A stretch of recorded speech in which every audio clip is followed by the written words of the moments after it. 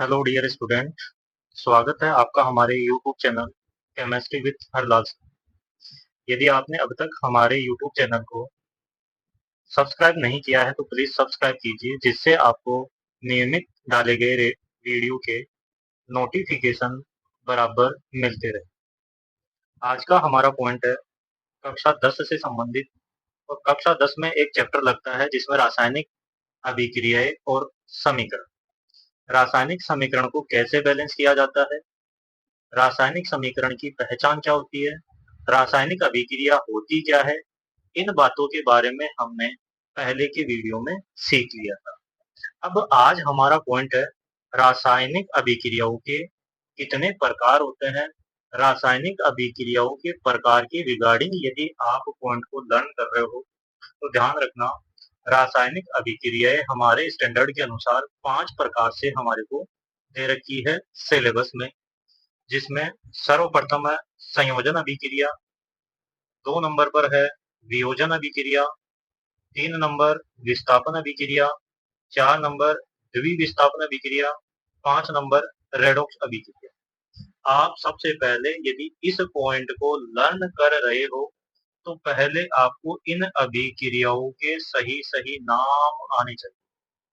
कौन कौन से नाम है? संयोजन अभिक्रिया, वियोजन अभिक्रिया, विस्थापन अभिक्रिया, द्विविस्थापन अभिक्रिया, रेडॉक्स अभिक्रिया। इन 5 अभिक्रियाओं में से आज हम 2 अभिक्रियाओं का अध्ययन करेंगे, संयोजन अभिक्रिया और वियोजन अभिक्रिया।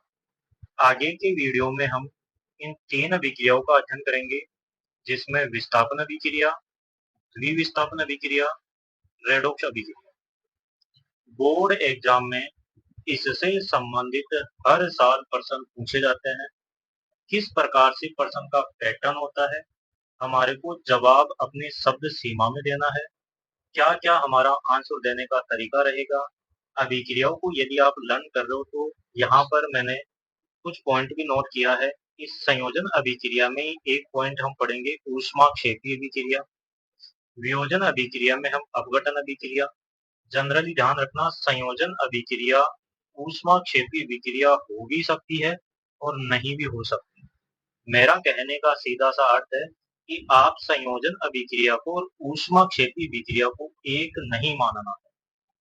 हाँ, हम कुछ संयोजन अभिक्रिया ऐसी पढ़ेंगे जो ऊष्माक्षेपी की तरह व्यवहार करती है।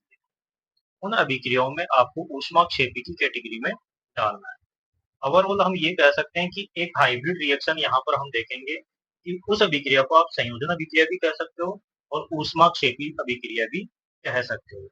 ऐसे ही वियोजन अभिक्रिया के 3 नाम देखने आपको, एक तो वियोजन अभिक्रिया, एक अपघटन अभिक्रिया और जनरली यहाँ पर एक और शब्द काम में आता है ऊष्मा शोषी अभिक्रिया। ऊष्मा शोषी अभिक्रिया हम वही है जिस प्रकार से संयोजन अभिक्रिया से ऊष्माक्षेपी अभिक्रिया को अलग करते हैं, उसी प्रकार से वियोजन अभिक्रिया में भी ऊष्मा शोषी को अलग करेंगे। मेनली ऊष्माक्षेपी का शाब्दिक अर्थ क्या है और ऊष्मा शोषी का शाब्दिक अर्थ क्या है, ये आपको पहचान करनी है। ऊष्माक्षेपी का सीधा सा अर्थ होता है ऐसी रासायनिक अभिक्रिया जिसमें ऊष्मा का उत्सर्जन हो। यदि किसी रासायनिक अभिक्रिया में ऊष्मा का उत्सर्जन होता है तो वह रासायनिक अभिक्रिया ऊष्माक्षेपी अभिक्रिया कहलाती है। वियोजन अभिक्रिया में हम ऊष्मा शोषी अभिक्रिया के बारे में पढ़ेंगे और यहाँ पर हम ये कह सकते हैं ऊष्मा शोषी का सीधा सा अर्थ है जिस अभिक्रिया में ऊष्मा को ग्रहण किया जाता है। जिस अभिक्रिया में ऊष्मा ग्रहण होगी वह अभिक्रिया हमारी ऊष्मा शोषी अभिक्रिया कहलाएगी। मोटा मोटा आपको ये 2 बातें जरूर देखनी है, संयोजन अभिक्रिया में ऊष्माक्षेपी अभिक्रिया और वियोजन अभिक्रिया में ऊष्मा शोषी अभिक्रिया। कभी कभार बोर्ड एग्जाम में ऊष्माक्षेपी अभिक्रिया की परिभाषा और ऊष्मा शोषी अभिक्रिया की परिभाषा बच्चों से पूछ ली जाती है कि ऊष्माक्षेपी अभिक्रिया किसे कहते हैं, ऊष्मा शोषी अभिक्रिया किसे कहते हैं। ऊष्माक्षेपी अभिक्रिया की आप परिभाषा बताओगे कि वह रासायनिक अभिक्रिया जिसमें अभिक्रिया के दौरान ऊष्मा का उत्सर्जन होता है ऊष्माक्षेपी अभिक्रिया कहलाती है। और ऊष्मा शोषी अभिक्रिया की परिभाषा बताएंगे कि वह रासायनिक अभिक्रिया जिसमें ऊष्मा को ग्रहण किया जाता है, उस अभिक्रिया को हम ऊष्मा शोषी अभिक्रिया कहते हैं। जनरली हम वियोजन अभिक्रिया में ही ऊष्मा शोषी को क्यों पढ़ते हैं? क्योंकि वियोजन अभिक्रिया एक प्रकार की अपघटन अभिक्रिया है, और अपघटन का सीधा सा अर्थ होता है कि कोई भी यदि जटिल परमाणु है वो सिंगल है, यानी कि एक अभिकारक है, वो एक अभिकारक या तो ऊष्मा ग्रहण करके, या फिर प्रकाश ग्रहण करके, या फिर वो विद्युत ग्रहण करके सरल अणुओं में टूट जाता है। तो ऐसी अभिक्रिया को हम अपघटन अभिक्रिया कहते हैं।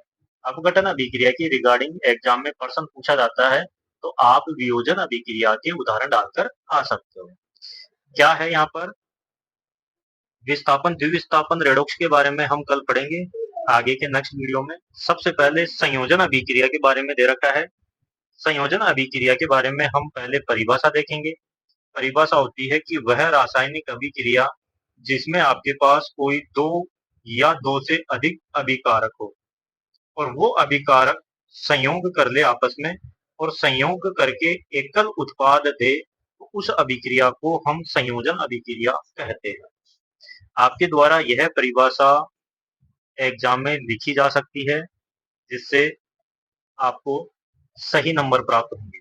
एग्जाम में मोटा मोटा इतना ही प्रश्न पूछा जाता है कि संयोजन अभिक्रिया किसे कहते हैं, समझाइए। तो आपको वहां पर उस प्रश्न में एक तो उसकी परिभाषा देनी पड़ती है, और परिभाषा के रिगार्डिंग आपको एक उदाहरण देना पड़ता है। तो संयोजन अभिक्रिया की क्या परिभाषा रहेगी? संयोजन अभिक्रिया की परिभाषा रहेगी कि वह रासायनिक अभिक्रिया जिसमें दो या दो से अधिक अभिकारक संयोग करके एकल उत्पाद का निर्माण करते हैं, संयोजन अभिक्रिया कहलाती है। जैसे यहाँ पर एक बेस फॉर्मूला दे रखा है कि हमारे पास दो अभिकारक है, एक अभिकारक ए है, एक अभिकारक बी है। ये दोनों अभिकारक आपस में जुड़कर एक उत्पाद पी दे रहे हैं, जिसका उदाहरण हमारे पास यहाँ पर हमने लिख रखा है, समझेंगे। इस उदाहरण में देखिए हमारे पास कैल्शियम ऑक्साइड है, जल का अणु है। कैल्शियम ऑक्साइड को जैसे ही जल में घोलते हैं, तो हमारे को कैल्शियम हाइड्रोक्साइड प्राप्त होता है। और यह कैल्शियम हाइड्रोक्साइड जैसे ही बनेगा, तो उस समय ऊष्मा का उत्पादन होता है। और ऊष्मा का उत्पादन होने के कारण हम ये कह सकते हैं कि यह अभिक्रिया संयोजन अभिक्रिया के साथ साथ ऊष्माक्षेपी अभिक्रिया के उदाहरण के रूप में भी हम दे सकते हैं। ध्यान रखना, यहाँ पर जनरली आपसे क्या प्रश्न पूछा जाता है? यहाँ पर प्रश्न पूछा जाता है कि क्या होगा जब कैल्शियम ऑक्साइड की अभिक्रिया जल के साथ करवाई जाए। तो आपका जवाब जाना चाहिए कि कैल्शियम ऑक्साइड की अभिक्रिया जल के साथ करवाएंगे, तो हमारे को कैल्शियम हाइड्रोक्साइड प्राप्त होगा। ध्यान रखना, कैल्शियम ऑक्साइड को बिना भूजा चूना कहा जाता है। जैसे इसको जल के साथ अभिकृत करेंगे, तो यह भुजे हुए चूने में बदल जाएगा, और ऊष्मा यहाँ पर प्राप्त होगी। जैसे ये अभिक्रिया हो रही है, तो उस अभिक्रिया के दौरान यदि उत्पाद में हमारे को जो कैल्शियम हाइड्रोक्साइड प्राप्त हो रहा है, ये कैल्शियम हाइड्रोक्साइड भी गर्म ही प्राप्त होगा। कुछ समय बाद में ये ठंडा हो जाएगा, और ठंडा होने के बाद में आप इसको जनरली हमारे घरों में सफेदी करने के लिए काम में लेते हैं। उसके रिगार्डिंग भी आपसे एग्जाम में प्रश्न पूछा जा सकता है। तो देखिए, संयोजन अभिक्रिया हमारी कंप्लीट हुई। यदि संयोजन अभिक्रिया के बारे में आपको परिभाषा और उदाहरण पूछा जा रहा है, तो आप ये दोनों बातें मेंशन कर सकते हो। एक कभी कभार एग्जाम में आपसे ये भी पूछ लिया जाता है कि बिना भूजा चूने का अणु सूत्र क्या है, तो आपका जवाब जाना चाहिए CaO। भुजे हुए चूने का सूत्र है CaOH होल ट्वाइस। ये आपको याद रखना है। एक कभी कभार क्या होता है, यदि आपका पेपर थोड़ा सा डेप्थ में जाएगा, तो आपको यहाँ पर CaO दे देगा, और H2O की जगह परीक्षा में अक्ष दे देगा। CaO H2O की जगह अक्ष दे देगा और आगे यह लिख देगा और कहेगा कि अक्ष बराबर क्या है। तो ध्यान रखना, यहाँ पर CaOH होल ट्वाइस को देखकर आप बता देना कि अक्ष बराबर H2O है। अभिक्रिया को जितना हो सके उतना दोहरान करना, इजी वे में आपको याद रहने लग जाएगी। हमारी बुक में एक इस बात को भी मेंशन किया गया है, इसके रिगार्डिंग बोर्ड एग्जाम में 2-3 बार प्रश्न पूछा गया है। प्रश्न किस प्रकार से पूछा जा सकता है? आपसे यहाँ पर एक प्रश्न तो यह पूछा जा सकता है कि दीवारों पर बिना दीवारों पर बुझे हुए चूने का यदि लेप कर दिया जाता है, अर्थात दीवारों पर सफेदी कर दी जाती है, तो दीवारें चमकती है क्यों? एक कारण का प्रश्न बन रहा है, यहाँ पर समझना है किस प्रकार से हमारे को यहाँ पर अपना उत्तर सबमिट करना है। सबसे पहले तो आप इस बात के लिए तैयार हो जाइए कि हमने इससे पहले जो अभिक्रिया पढ़ी है, उस अभिक्रिया में कैल्शियम ऑक्साइड से कैल्शियम हाइड्रोक्साइड प्राप्त किया है। ये कैल्शियम हाइड्रोक्साइड बुझा हुआ चूना है और जब बुझे हुए चूने को दीवारों पर लेप कर दिया जाता है, अर्थात सफेदी कर दी जाती है, तो कैल्शियम ऑक्साइड वायुमंडलीय कार्बन डाइऑक्साइड से धीरे धीरे मंद गति से विक्रिया करके कैल्शियम कार्बोनेट बनाता है। कैल्शियम कार्बोनेट जो बनाता है वो एक संगमरमर की भांति चमकने वाला घटक है। और वैसे बेसिकली जो संगमरमर होता है, उस संगमरमर का रासायनिक अणु सूत्र भी हम CaCO3 को ही कहते हैं। और इस अभिक्रिया में कैल्शियम कार्बोनेट के साथ साथ आपको H2O भी प्राप्त होता है। ध्यान रखना, इस अभिक्रिया को हम संयोजन अभिक्रिया की श्रेणी में डाल सकते हैं। कैसे डाल सकते हैं? क्योंकि यहाँ पर दोनों अभिक्रिया हो रही है। एक हम कह सकते हैं कि विघटन भी हो रहा है और संयोजन भी हो रहा है, लेकिन बेसिकली आप यहाँ पर यह ध्यान रखना कि आपसे केवल यह बात पूछी जाती है एग्जाम में कि दीवारों पर सफेदी करने पर दीवारें चमक जाती है क्यों? तो हम अपना जवाब लिखेंगे कि जब बुझे हुए चूने के विलयन का उपयोग हम सफेदी करने के लिए करते हैं, तो सफेदी का जो घटक कैल्शियम हाइड्रोक्साइड है, वो कैल्शियम हाइड्रोक्साइड वायु में उपस्थित कार्बन डाइऑक्साइड के साथ बहुत ही धीमी गति से अभिक्रिया करके दीवारों पर कैल्शियम कार्बोनेट की एक पतली परत बना लेता है। और यह जो पतली परत बनती है वो संगमरमर की तरह चमकने लगती है। इसी कारण दीवारों पर सफेदी करने के कारण दीवारें चमकने लगती है। आप यहाँ पर रासायनिक सूत्र डालोगे यह है, जिसमें कैल्शियम हाइड्रोक्साइड है, एक्वस पोजीशन में, CO2 गैसी नेचर में है, कैल्शियम कार्बोनेट सॉलिड में मिलेगा, H2 यहाँ पर लिक्विड अवस्था में मिलेगा। अब यहाँ पर आगे संयोजन अभिक्रिया के और भी आपको उदाहरण दे रखे हैं, जिसमें यह उदाहरण आपको याद होनी चाहिए, जैसे कोयले की दहन अभिक्रिया। ध्यान रखना, कोयले में कार्बन होता है, इसीलिए कार्बन लिख दिया। दहन का मतलब होता है उसको जलाना, और जलाने का सीधा सा अर्थ है ऑक्सीजन की उपस्थिति में वस्तुएं जलती है। तो हम समीकरण लिखेंगे कि C+O2 मिलकर CO2 है। आपको यह परिभाषा कोयले के दहन अभिक्रिया का समीकरण याद होना चाहिए। बोर्ड एग्जाम में यहाँ पर सीधा सा प्रश्न पूछ लिया जाता है कि कोयले के दहन अभिक्रिया का समीकरण दीजिए, तो आपको यह समीकरण देना है। ऐसे दूसरा प्रश्न है जल निर्माण अभिक्रिया। जल निर्माण की अभिक्रिया करेंगे तो हम यहाँ पर लिखेंगे कि किस प्रकार से जल का निर्माण होगा। तो हम कहेंगे कि हाइड्रोजन के 2 मोल यानी कि 2H2, हाइड्रोजन गैस और ऑक्सीजन गैस, ये दोनों मिलकर H2O बनाएगी। और H2 के यहाँ पर बैलेंस करोगे तो 2 मोल लिखने पड़ेंगे आपको। तो यह जल निर्माण की अभिक्रिया है। किस प्रकार से आप इसको लिखोगे फिर से समझ लेना। यदि आपसे एग्जाम में पूछा जा रहा है कोयले की दहन अभिक्रिया का समीकरण, तो आप बताओगे कि यह संयोजन अभिक्रिया का उदाहरण है और जिसमें कार्बन ऑक्सीजन से संयोग करके CO2 बनाती है। जल के निर्माण की अभिक्रिया का समीकरण पूछे तो आप बताओगे कि जल का निर्माण भी संयोजन अभिक्रिया का उदाहरण है, जिसमें हाइड्रोजन गैस और ऑक्सीजन गैस मिलकर जल का अणु बनाती है। अब हम पढ़ेंगे ऊष्माक्षेपी अभिक्रिया। ध्यान रखना, ऊष्माक्षेपी अभिक्रिया आप परिभाषा बताओगे पहले, जो हमने पहले भी देख ली थी कि वह रासायनिक अभिक्रिया जिसमें ऊष्मा का उत्सर्जन होता है, ऊष्माक्षेपी अभिक्रिया कहलाती है। और ऊष्माक्षेपी अभिक्रिया का सबसे जो बेस्ट उदाहरण है वो है हमारे पास प्राकृतिक गैस की दहन अभिक्रिया।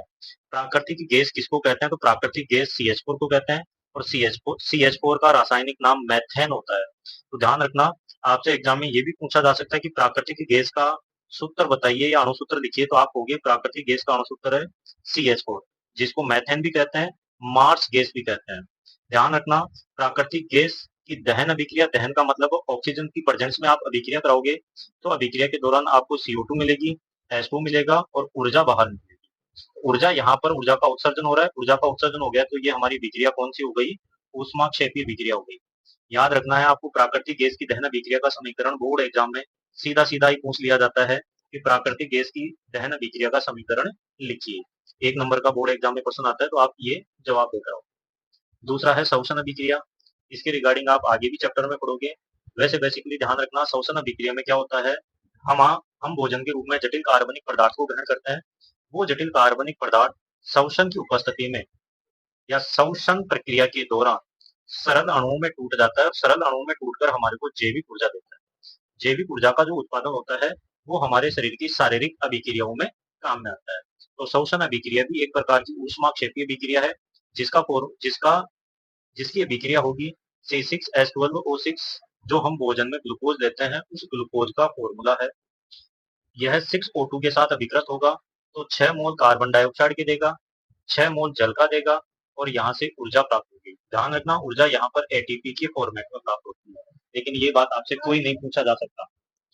तो ध्यान रखना, श्वसन अभिक्रिया का समीकरण यदि आपसे पूछा जाता है तो आप क्या कहोगे कि श्वसन अभिक्रिया एक ऊष्माक्षेपी अभिक्रिया है। इस अभिक्रिया में जो जटिल कार्बनिक पदार्थ है वह श्वसन प्रक्रिया के दौरान सरल अणुओं में टूटता है और जैविक ऊर्जा का उत्पादन करता है। यह जैविक ऊर्जा हमारे शरीर के लिए पर्याप्त रहती है। लेकिन ध्यान रखना, यहाँ पर C6H12O6 एक्वस पोजिशन है, सी और जल, ये जो ऑक्सीजन है इस ऑक्सीजन की भी एक्वस पोजीशन है, CO2 है वो भी एक्वस पोजीशन में। जनरली बच्चे लोग यहाँ पर क्या करते हैं, इनको गैसीय नेचर में, इसको भी गैसीय नेचर में दर्शा कर आ जाते हैं, जबकि ये हमारे शरीर की कोशिकाओं में होने वाली अभिक्रिया है। और कोशिकाओं में जो अभिक्रिया होती है उस अभिक्रिया में जो ऑक्सीजन ग्रहण करता है वो रक्त से ग्रहण करता है, और जो CO2 बनती है वो CO2 भी हमारे ब्लड में, रक्त में प्रवाहित होती है। तो हम ये कह सकते हैं कि ये दोनों एक्वस पोजीशन में है। मेनली हमारा सही समीकरण यह रहेगा। इसी प्रकार से आगे देखें, वियोजन अभिक्रिया। वियोजन अभिक्रिया में आप क्या-क्या देखोगे? सबसे पहले वियोजन अभिक्रिया की आपको परिभाषा आनी चाहिए। वियोजन अभिक्रिया की क्या परिभाषा लिखोगे?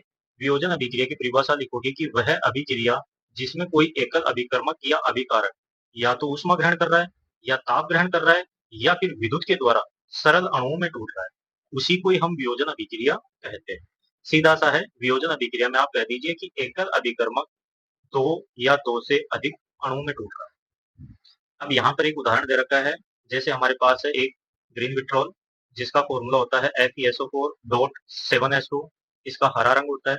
जैसे हम इसको गर्म करेंगे तो गर्म करने पर जल यहाँ से हट जाएगा और जल का अणु हटने पर यह ओवरऑल बचेगा FeSO4। FeSO4 को यदि हमने ऊष्मा दी है, या आप ये कह सकते हो कि यह FeSO4 ऊष्मा ग्रहण करके फेरिक ऑक्साइड में, सल्फर डाइऑक्साइड में और सल्फर ट्राइऑक्साइड में बदल जाता है।